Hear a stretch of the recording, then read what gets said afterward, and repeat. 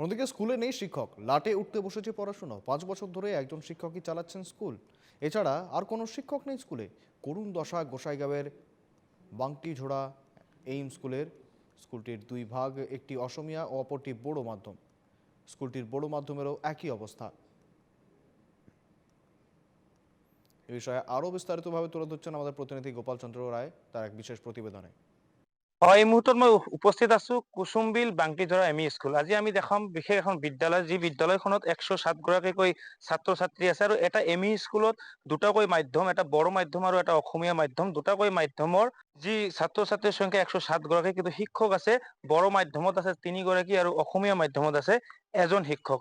বিশেষকৈ এটা M E school যি 107 গৰাকী ছাত্ৰ ছাত্ৰী কেনেদৰে এই 4 গৰাকী শিক্ষকে চলাই আছে, যিহেতু আপোনাৰ এই বিদ্যালয়খনত দেখিবলৈ পোৱা গৈছে আপোনালোকৰ এম ই স্কুলৰ দুটা মাধ্যম আছে। স্যাৰ কি ক'ব, কেনেকা অসুবিধাত ভুগি আছে বিদ্যালয়খনৰ? আমাৰ কুসুমবিল বাংটিঝৰা এম ই স্কুলখন 2013 চনত প্ৰতিষ্ঠাকৰণ কৰা হৈছে, কিন্তু বৰ দুৰ্ভাগ্যজনক আমি সেই সময়ত 6জনে শিক্ষকে নিযুক্তি পাইছিলে। তাৰে ভিতৰত 2019 চনত এজন মৃত্যুবৰণ কৰিলে।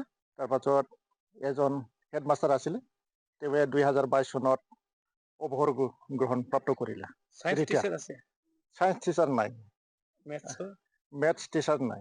কেনেকা মানে চলে? ক্লাছ এতিয়া কেনেকা কৰে? 6জনৰ ভিতৰত 2জনতো গ'লেই, এতিয়া 4জন আছে।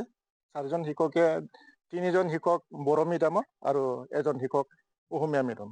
আপুনি কোনটো মাধ্যমত পঢ়ায়? মই অসমীয়া মাধ্যমত পঢ়াওঁ। কেইটা ক্লাছ আছে?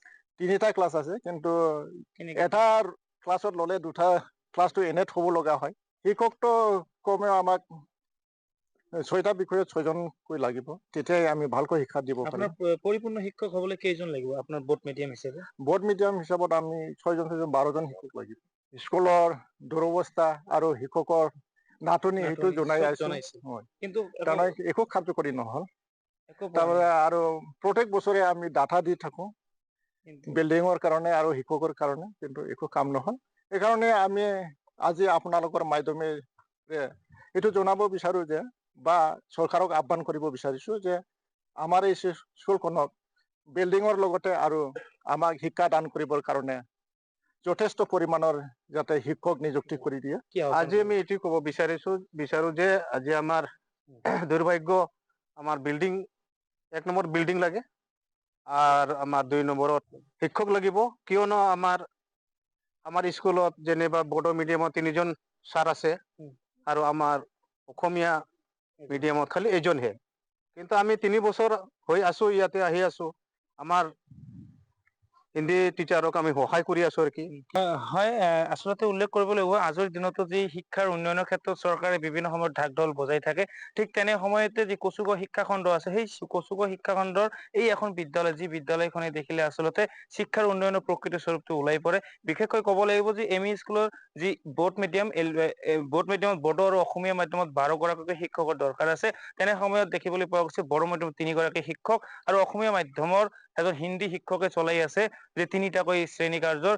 আজিৰ যি আধুনিকীকৰণৰ দিনতো কিন্তু দেখিবলৈ পোৱা গৈছে এই যি স্কুলখনৰ বেৰ বিলাক আছে, সকলোবোৰ টিনৰ, যি পুৰণা টিনৰ বেৰ, বিশেষকৈ এতিয়াও ভাঙা চিৰা হৈ আছে আৰু একো ফেনৰ ব্যৱস্থা নাই, একো ধৰণৰ বহাৰ কাৰণে ডেস্ক বেঞ্চৰ সুবিধা নাই।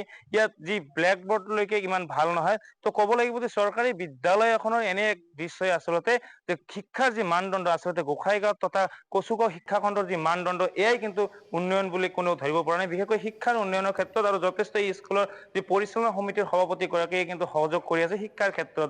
আৰু ইয়াৰ এই যি শিক্ষকসকলে দাবী কৰিছে যে অনতিপলমে ইয়াৰ আন্তঃগাঁথনিৰ দৰকাৰ, লগতে যি শিক্ষকৰ ব্যৱস্থা কৰিব লাগে চৰকাৰী ফালৰ পৰা।